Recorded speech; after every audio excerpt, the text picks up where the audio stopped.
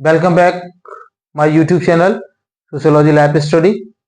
और आज की क्लास में हम बात करेंगे जो इसका फोर्थ चैप्टर है, इंडोलॉजिकल पर्सपेक्टिव, अर्थात जो भारतीय समाज के अध्ययन के विभिन्न जो उपागम हैं, जिसमें भारत विद्या शास्त्रीय उपागम, ऐतिहासिक और संरचनात्मक एवं प्रकार्यात्मक। तो इनमें से आज जो पहला है, भारत विद्याशास्त्री परिप्रेक्ष्य के बारे में आज थोड़ा यहाँ पर डिस्कस करेंगे। तो प्रिय विद्यार्थियों, सबसे पहले तो एक बात ये समझ लीजिए कि ये जो सारी चीजें जो मैं आपको पढ़ा रहा हूँ या समझा रहा हूँ, वो सिर्फ आपको समझने के लिए है। यहाँ पर क्या है कि आप जो रटने की प्रवृत्ति आपकी रही है 11th 12th तक, उसको आप छोड़ दीजिए और यहाँ पर क्या करना है, यहाँ पर आपको समझना है और समझने के बाद उसको आपको अपने शब्दों में लिखना है। ऐसा नहीं है कि आप वो पूरा किताबी भाषा आप लिखें, वो उसकी कोई आवश्यकता यहाँ पे नहीं होती। यहाँ पर है कि आप उसको एक थॉट्स को समझ लीजिए कि जो समाजशास्त्री हैं उन्होंने क्या कहा है, इसके बारे में क्या है, इसका कंक्लूजन क्या है, तो उसको आप अपने शब्दों में वहां पर एग्जाम में आप लिख सकते हैं। शुरू करते हैं। तो जो भारत विद्याशास्त्री परिप्रेक्ष्य है, उस पर आने से पहले हम ये जाने कि जो हम बात करते हैं उपागम की, उपागम या इसको हम इंग्लिश में कहते हैं अप्रोच। उपागम क्या है, ये शब्द को हम समाजशास्त्र में बहुत सुनते हैं। तो उपागम को आप ये समझ लीजिए कि उपागम क्या है। उपागम अध्ययन का एक तरीका है या अध्ययन का एक दृष्टिकोण है। दृष्टिकोण आप समझते होंगे, दृष्टिकोण हम किसे कहते हैं। दृष्टिकोण का मतलब जो हमारे देखने का नजरिया होता है ना। बाद में बात करेंगे इसके बारे में। तो क्या है, अध्ययन का एक तरीका है या एक दृष्टिकोण है उपागम, जिसके माध्यम से हम सामाजिक संरचना, सामाजिक घटना, सामाजिक व्यवस्था अथवा सांस्कृतिक विशेषताओं का हम अध्ययन करते हैं। मेरी बात को ध्यान से समझ लीजिए। क्या है उपागम? उपागम अध्ययन का एक तरीका है, समझने का एक तरीका है या एक दृष्टिकोण है, जिसके आधार पर हम किसी भी समाज की सामाजिक संरचना का, सोशल स्ट्रक्चर, सामाजिक घटना का अर्थात सोशल फेनोमेना, सामाजिक व्यवस्था अर्थात सामाजिक व्यवस्था मतलब सोशल सिस्टम, अथवा सांस्कृतिक विशेषताओं का हम अध्ययन करते हैं। अब देखो, जल्दी से आप ये समझ लीजिए कि जो सामाजिक संरचना है या सोशल स्ट्रक्चर है ना। तो सोशल स्ट्रक्चर क्या है? सोशल स्ट्रक्चर ऐसा नहीं है कि वो कोई ईंट पत्थर से बना हुआ कोई एक मकान है। सोशल स्ट्रक्चर में कई सारी चीजें आती हैं, जैसे सामाजिक संस्थाएं हैं, सोशल इंस्टीट्यूशंस है ना, और सामाजिक समूह है। इसके अलावा जो सामाजिक स्थितियां हैं, सोशल स्टेटस हैं, है ना, रोल एंड स्टेटस है, परिस्थिति और भूमिका है उसमें। इसी तरीके से पोजीशंस हैं, जो स्थितियां हैं, और नॉर्म्स हैं, सामाजिक मानदंड है, और उसमें सोशल नेटवर्क। इन सबको मिलाकर के क्या है, सामाजिक संरचना बनती है, सोशल स्ट्रक्चर बनता है। इसी तरीके से अगर हम बात करें यहाँ पर जो सामाजिक घटनाएं हैं, तो सामाजिक घटनाएं क्या है? सामाजिक घटना है जो सामाजिक संबंधों के बीच में होती हैं, ह्यूमन बिहेवियर के कारण होती हैं, जैसे हिंसा है, सामाजिक आंदोलन है, अपराध है, वेश्यावृत्ति है। तो इनको सबको मिलाकर के क्या है, ये सामाजिक घटना है। तो इनका जो अध्ययन किया जाता है, वो उसको हम क्या कहते हैं, एक उपागम। ठीक है। अब बात करते हैं हम यहाँ पे, जो उपागम है वो कई प्रकार के हैं। जैसे एक एग्जांपल मैं आपको बता दूं, यहाँ पर मैंने दो नाम दिए हैं। जैसे एक नाम आता है दुर्खीम का और एक आता है अगस्त कामटे का। अगस्त कामटे और दुर्खीम, इन्होंने एक उपागम दिया था जिसको कहते हैं पॉजिटिविस्टिक अप्रोच, अर्थात प्रत्यक्षवादी उपागम। उन्होंने ये कहा कि जिस तरीके से जो प्राकृतिक विज्ञान के जो वैज्ञानिक हैं, जो प्राकृतिक घटनाओं का जिस तरीके से, जिस माध्यम से उसका वो अध्ययन करते हैं, उसी तरीके से समाजशास्त्र में भी सामाजिक घटनाओं का अध्ययन किया जा सकता है। जैसे प्राकृतिक घटनाओं को मतलब, जैसे आंधी क्यों आती है, भूकंप क्यों आते हैं, है ना, दिन रात क्यों होते हैं, सूर्य पूरब में क्यों निकलता है। ये सारी क्या है, ये सारी की सारी प्राकृतिक घटनाएं हैं। तो प्राकृतिक घटनाओं को प्राकृतिक विज्ञानी जिस तरीके से उनका अध्ययन करते हैं, तो उन्होंने कहा कि उसी तरीके से सामाजिक घटनाओं का अध्ययन भी किया जा सकता है। तो इस उपागम का इन्होंने नाम दिया प्रत्यक्षवादी उपागम। अब एक समाजशास्त्री, वर्तमान समाजशास्त्री इनको हम कह सकते हैं, प्रोफेसर योगेंद्र सिंह। प्रोफेसर योगेंद्र सिंह ने कहा कि ऐसे तो जो भारतीय समाज है उसके अध्ययन करने के कई सारे उपागम हैं, लेकिन वो खास उपागम कौन कौन से हैं, वो परिप्रेक्ष्य खास कौन कौन से हैं जिनके माध्यम से भारतीय समाज का अध्ययन किया जा सकता है। तो उन्होंने यहाँ पर 4 जो उपागम है उनके बारे में बताया है।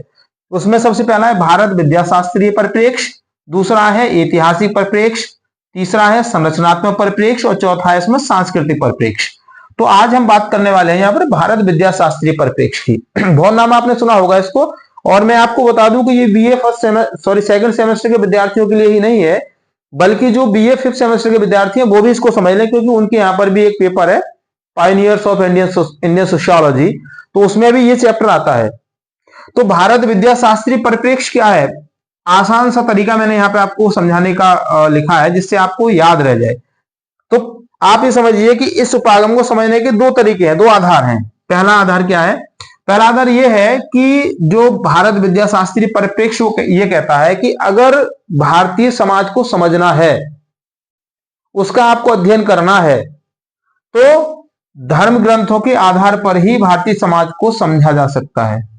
यह बहुत जरूरी है कि अगर आप भारतीय समाज का, भारतीय समाज संरचना का आप अध्ययन करना चाहते हैं, तो आपको धर्म ग्रंथों के आधार पर ही आप इनको समझ सकते हैं।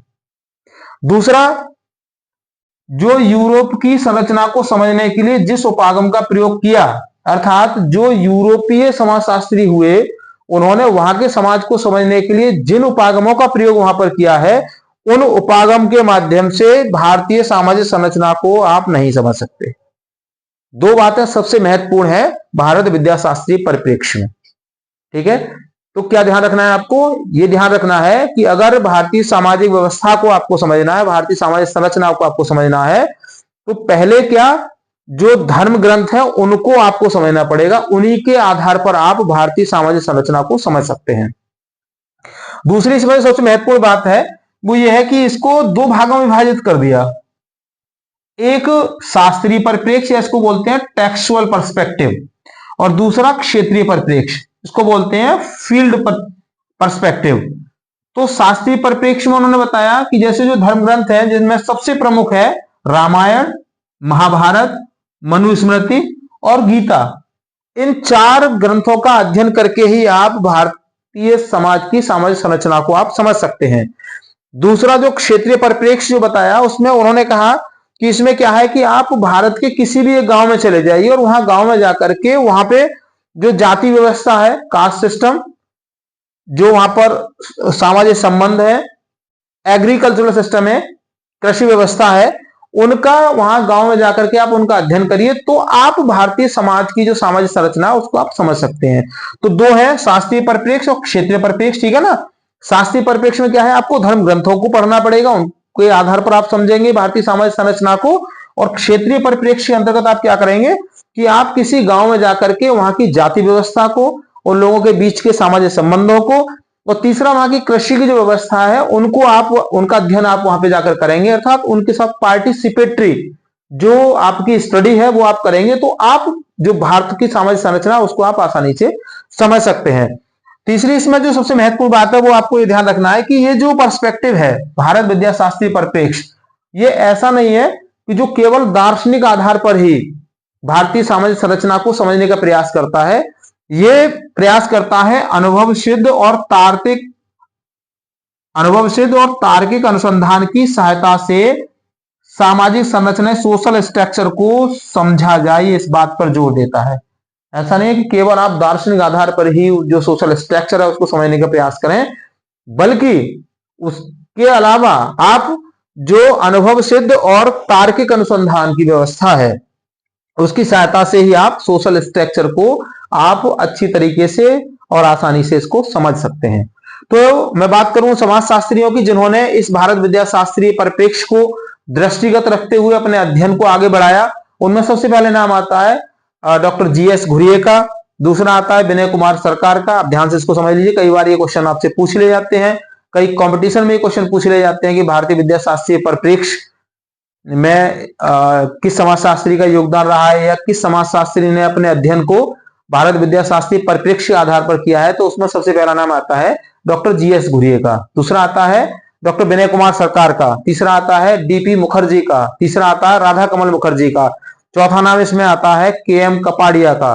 पांचवा नाम इसमें आता है इसमें पीएच प्रभु का। और एक नाम इसमें और आता है डॉक्टर इरावती कर्वे का। और भी कई सारे समाजशास्त्री हैं, लेकिन प्रमुख रूप से इन्हीं समाजशास्त्रियों का इसमें नाम आता है। तो आज की क्लास में बस इतना ही। मुझे उम्मीद है कि आप इसको समझ गए होंगे, और अगर फिर भी कोई क्वेरी या कोई क्वेश्चन आपका है तो आप मुझे कमेंट बॉक्स में लिख के आप बता सकते हैं। मेरा प्रयास रहेगा कि उसको मैं आपको और अच्छी तरीके से समझाऊं। और जो इसकी अगली क्लास होगी उसमें हम बात करेंगे, जो इसका अगला उपागम है ऐतिहासिक परिप्रेक्ष्य, हिस्टोरिकल पर्सपेक्टिव। तो जुड़ने के लिए थैंक यू सो मच। अगर आप चैनल पर नए हैं तो उसको सब्सक्राइब जरूर कर लीजिए, और वीडियो पसंद आए तो उसको लाइक शेयर कीजिएगा उन विद्यार्थियों के लिए जिनको इसकी बहुत ज्यादा आवश्यकता भी है। मिलते हैं नेक्स्ट क्लास में। जय हिंद।